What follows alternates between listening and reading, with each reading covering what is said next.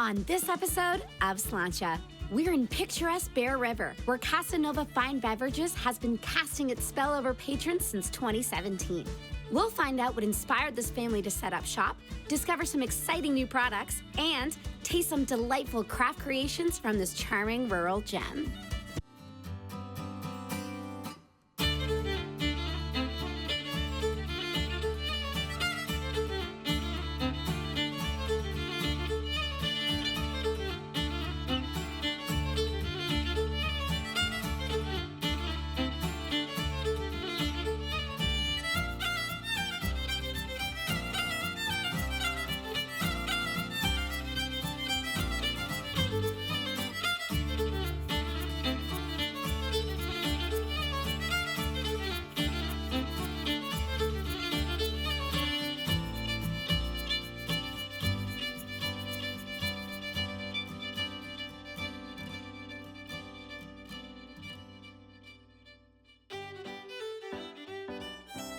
Today, I'm in the spirited village of Bear River, Nova Scotia, where Casa Nova Fine Beverages has been making a splash.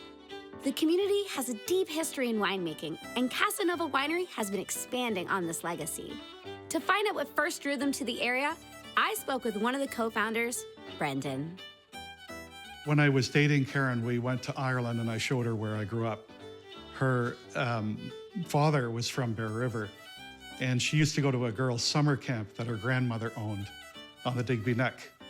So she said when we were in Ireland that it reminded her very much of where she spent her summers.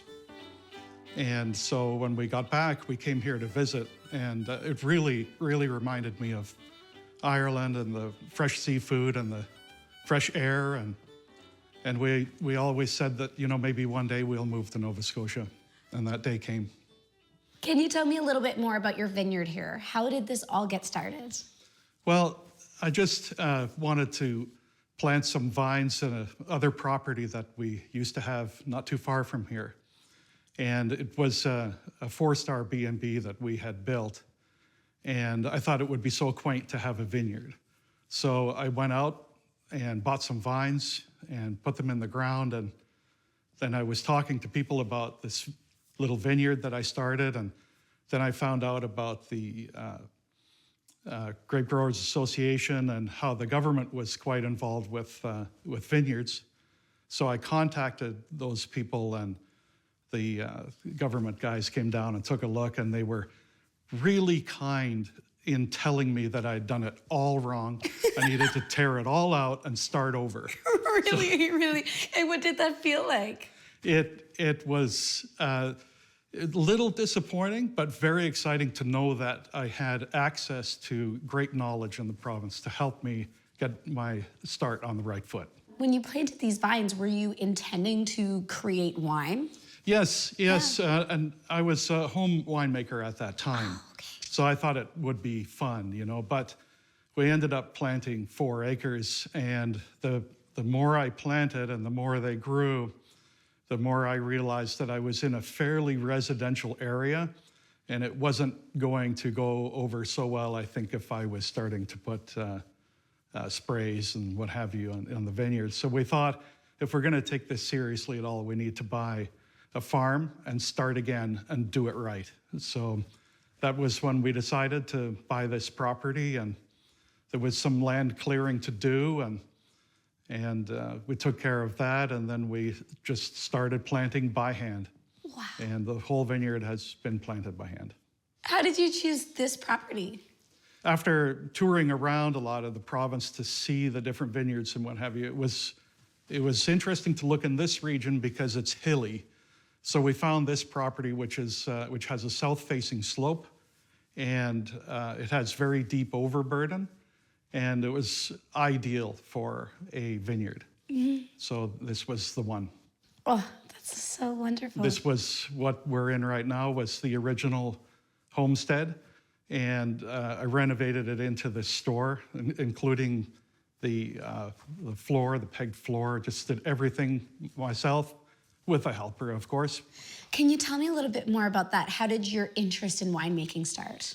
Well, you know, like a lot of home winemakers, they'll start with kits, but I found that boring. So I wanted to work with fruit, and I made wines just from any fruit I could get my hands on. And by that, I mean, I was at the grocery store one day and saw a whole shopping cart full of bananas that were past their prime, and they were on clearance. So I thought, I'm gonna make banana wine.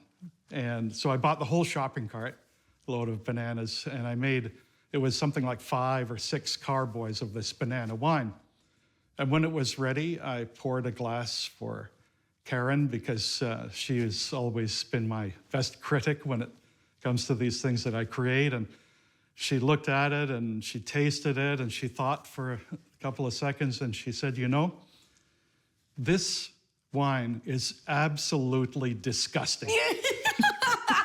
I was on the edge of my seat there, Brendan, being like, which way was it? Which way? Right.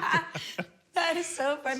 So it was fun to find out things and dig into what was going on. And the fermentation had gone too fast. It was too warm. And I really didn't know enough about fermenting at that time. Where does the name Casa Nova come from? Well, we noticed a lot of wineries like to focus on French names and what have you, and we thought we didn't want to blend in. We wanted to sort of be stand apart from the others, so we were thinking about some different languages. But I remember thinking that in Spanish, casa is home, and Nova, of course, for Nova Scotia. You had said that all your fruit comes from Nova Scotia. Why is that important to you? This is where I am from now. I feel this way, and I love this province, and I just really want to work with all of our local producers. I like, you know, we employ local people. I just try to keep everything as local as I can so that it is Nova Scotia winery to the core. Sounded like my kind of winery. To find out what inspired him about the business and to explore some of their other products, I spoke to the winemaker, Jeffrey. I like that almost every day is something different, so it's not something I get bored of. Jeffrey, I'm so curious. When I was in the shop there, I also saw some maple syrup. Do you guys make that as well? Yes, I do all the maple syrup production. So we tap all the trees on the property and collect it using a vacuum system. And we boil it down over a wood fire and infuse it with different flavors, and then bottle it and label it, and then you see it on the shelf. That's so cool. And you said that you were the one responsible for that? Yes. So was it your idea, or did you kind of just get stuck with that job? No, I love making maple syrup. I've been doing it for years, personally before here. Really? How did you get started in that? My father actually used to do it with me as a child, so it kind of just stuck from there. I'm so curious. Is there anything that you have in the works? I am considering a new flavor of maple syrup. I'm hoping to try a vanilla-infused syrup. Where did that idea come from? It's just another flavor that I think would go really well with the maple flavor. Next up on Slainte, we get the chance to discover more of what Casa Nova Winery has to offer. And I get to taste a very special product that's one of a kind.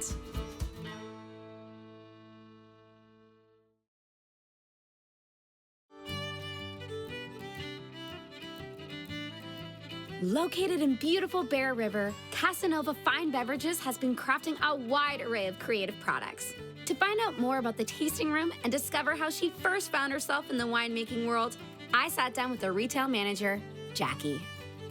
I just needed something that was different than what I had been doing all of my life. And the winery, I've been in the wineries for about 10 years now. And so I've gone through all the processes of watching the grapes vine, tucking them, help look after them through the seasons, as well as cutting when it's ready for harvesting. And bottling. And so over time I became a little sore as age crept up on me. So now I really do love being in the winery store and looking after all of that end of it for Brendan and Karen. Oh, that's wonderful. What do you love about it? I believe just generally I love the customers that come in. Customers that come in because they're on holidays or they're looking for something in a happy mood. And they're delightful to talk to. I've heard so many different life stories over the years and combinations of all sorts of things. But it's also fun to watch them taste the wines and listen to their response. Brendan and Karen produce a line of ciders, cellos, and wines, which basically adapt to almost everyone's palate.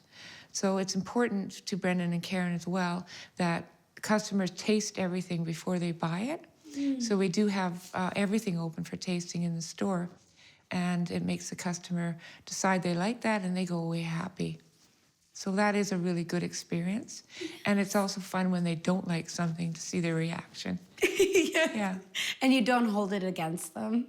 Oh dear, no. No, because I know they'll like the next one. And that's what it is, you see? It's all a change in palate. That's so fun. So you're the one like giving the tastings. Yes, when we work in the store, there are a couple other people, of course. We do the tastings, talk about the history of the vineyard itself and the vines and the different wines and such. And we're the ones that kind of take the whole production that Brendan and Karen do to a final point to deliver it to the customers. I'm so curious, Jackie. I'm noticing some things other than wine here. Can you tell me a bit about them? Karen and Brendan are avid antique collectors as well. So they do buy antiques, which we bring into the store. As well as the antiques, we go from the vintage to the brand new. So you'll see, as you said, an eclectic combination of new and old items. So it's always fun to mix them all up and see what the customers are quite delighted when they see there's things for sale other than wines and such. And we have a lot of customers that go away happy because they've just bought an anniversary present or something for their home or a Christmas gift. So, can you tell me, where do all these preservatives come from? The preservatives, the basics of any business that you run, you don't want to have waste anything. So when we use our tasting bottles for markets and in the store, once that bottle is opened, it has an expiry date on it. So the wine or the cello or the cider isn't bad. It's just no longer fizzy or not palatable. So then what happens is we take those bottles and we turn them into jellies. No way. Yes, and it's quite a fun process. Last year I helped introduce the hot pepper, which is a big seller. And so jellies are a popular brand selling point too, and then we've wasted nothing. What a wonderful way to conduct your business. Next, I joined Brendan in the winery for a first-hand glimpse of a very special product. In these barrels is an apple cider vinegar. But these barrels I had used for many years. They're a beautiful old French oak barrel. And they just sort of went past their time, where storing wine in them was no longer really getting a lot of the flavors that oak imparts into wine. So it had really reduced, which in turn means you have to leave the wine in the barrels longer and longer. And then there's the part about we need to get this stuff sold so we can pay the light bill. Right. as well as there can be risks with leaving the wine too long in a barrel. So I decided that we would make some apple cider vinegar and then just let it go through its process in the French oak barrel. So it's been in these barrels now. I have 10 of them, and it's been in these barrels for 4 years. Oh, so as a result, I didn't see this coming, but the vinegar has actually helped to absorb more of the French oak flavor from the barrel. I've worked with Hungarian oak barrels and American oak barrels. And what I noticed right away was very quickly, it makes your wine taste like you're chewing on a 2x4. Oh, So I wanted to try French oak because my winemaker consultant, Ray Cornell from Ontario, who used to be Ontario's top winemaker at the time, he said, Brandon, just buy the French oak. So I did it and I tried it, and it's true. French oak it's a lot softer. It has a lot more caramel forward flavors. It's by far a superior oak to use for oak aging. how do you make vinegar? Is it a similar process? Well, it's a bacteria that is introduced to the cider when it has been fermented. So the bacteria reduces the alcohol in the product, transforms it into a vinegar. How fascinating. Okay, so you just drink the vinegar? It is best enjoyed straight like this, and it's not like a white vinegar or a wine vinegar because of the low alcohol of an apple cider. And so it is very approachable, and it won't take your face off. Well, let's see. And it has health benefits on top of that. So cheers. Cheers! I'm so excited. That's actually really good. Thank you. You warned me that maybe I would make a face. Right. It's actually really good. It's more apple than another apple cider vinegar that I've had before. And you're right about the health benefits. I've heard like drinking a little bit of apple cider first thing in the morning is such a good probiotic. Right. The added nuance of the oak, it helps to create a longer finish. So you have that flavor slowly dissipating on your palate, as opposed to just drinking a white vinegar, which is the flavor is sharp and then it's gone. Next up on Slainte, it's time for the tasting. I sit down to try a wide range of some of the finest creations offered at Casa Nova Winery.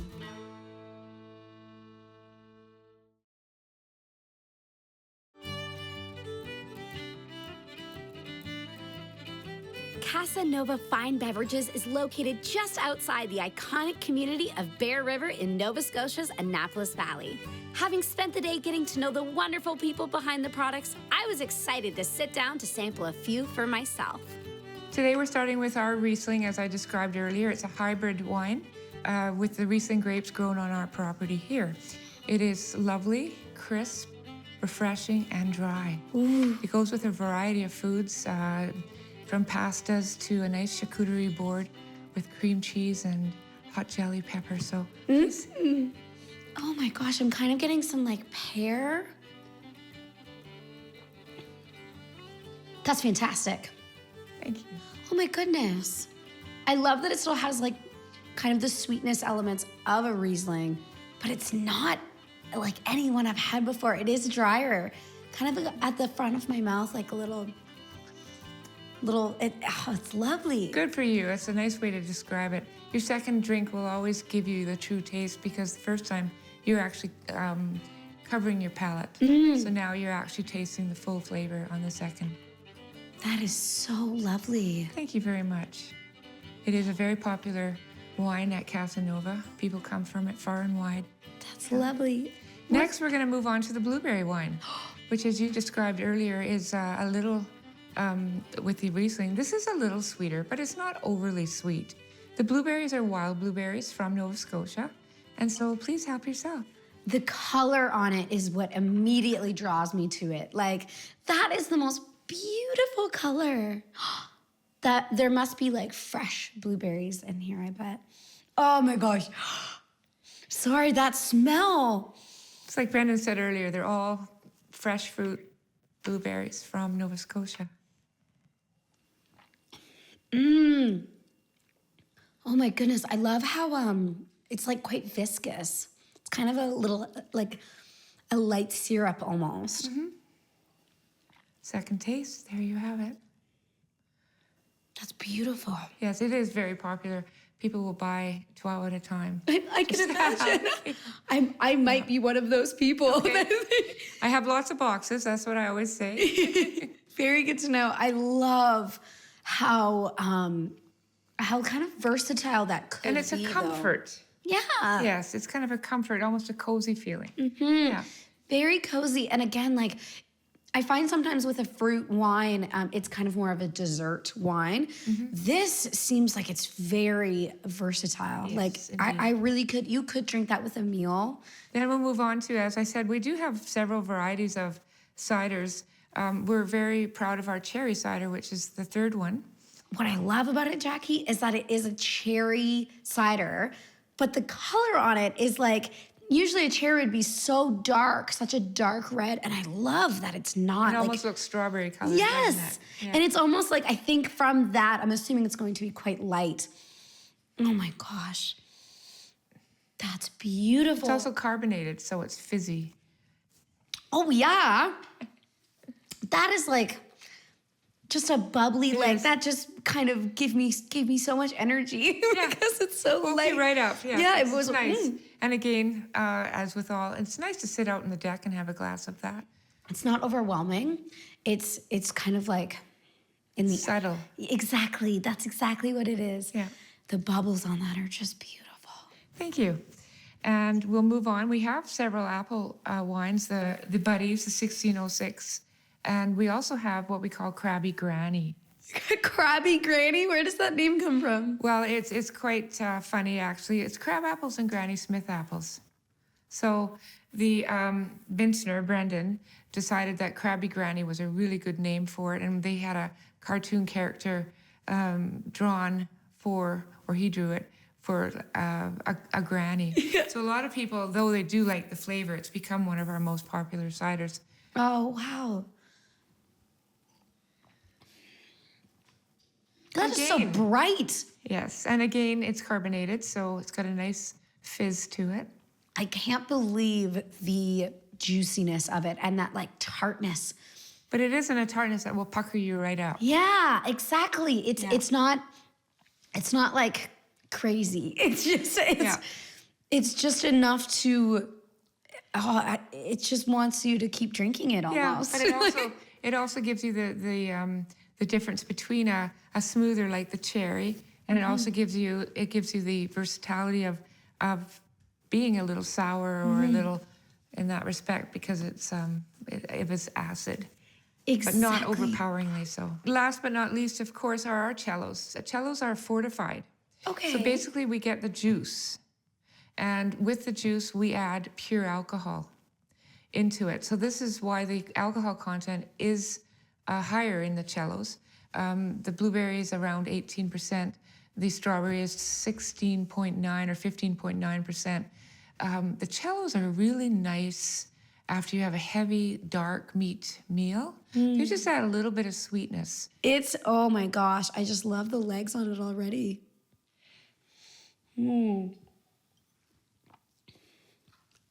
That is fascinating. You can almost chew it, right? Yes. Is this kind of like our own take on a port? No, I think a port is thinner. Oh, okay. Because I love that it's like quite heavy but it's so sweet. Yeah, more of a liqueur, I would compare it to. That makes sense. More of a liqueur. And we have different varieties. That one's quite a blueberry strength. Our pear is very nice, soft pear finish to it. Rhubarb. It all depends, again, what your likes and dislikes are. I have one more special treat for you today. We also make beautiful wine jellies here at Casa Nova. Today, I'm going to let you taste our hot pepper jelly. It won't burn your mouth off, I promise. Okay. And I could get water to help you, but please feel free. As you can see, the peppers in that one are a little bit more. I understand, Jackie, that you created this as well? Yes, it is my recipe for the hot pepper. Last year, they were a little milder, and this year I picked the spice up just a little bit because I kind of went on a survey I did of people tasting. Yeah. And a lot of them loved it at the milder, but I heard it quite often, it should be a little bit hotter. It's a little hotter? So here we go. Here we go. And her face is not turning red. Not at all. I'm trying not to eat with my mouth open. You mean talk? I'm trying not to talk with my mouth open. So yeah, you're right. But that is so flavorful. Thank you. I love how it's not too spicy, and I love that there's such a kick, but the sweetness of the wine. Now have some wine with it. You could even put smoked oysters. Oh, that would be wonderful. Bring all the flavors together, the sweet and the salty. Yeah. I don't even need the cracker. I would just kind of just eat the jelly. Have from that spoon in the jar. Yeah, exactly. This is fantastic. Well, I'm glad you enjoyed it. Thank Oh, you. what a treat. Thank you so much, Thank Jackie. you. You're very welcome. My pleasure. Perched along the sunny slopes outside the charming village of Bear River, Casa Nova Fine Beverages sits proudly, beckoning wine enthusiasts from near and far. But deliciously handcrafted wines aren't the only thing you'll discover at this beautifully renovated oasis. Scores of artistically crafted ciders, cellos, jellies, and more are available to taste and savor at this gem of a winery you do not want to miss.